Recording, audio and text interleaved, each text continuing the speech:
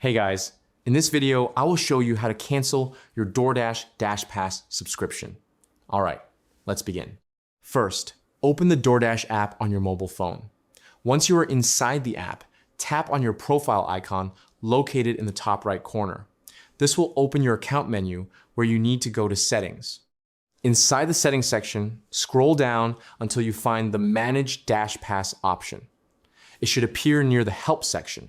Tap on it, and you'll see the option to cancel your DashPass membership. DoorDash may ask you to confirm the cancellation and select a reason for ending your subscription. Simply choose your preferred reason and continue with the cancellation process. If you cannot find the cancellation option inside the app, there is another method you can use. Go to the DoorDash Help Center through their official website. From there, you can search for topics related to canceling DashPass memberships.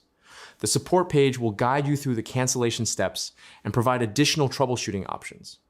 You can also contact DoorDash support directly through live chat or customer support if you need extra help with canceling your membership or if the cancellation option is unavailable on your account. So that's basically how you can cancel your DoorDash DashPass subscription. That's it for this video. Thanks.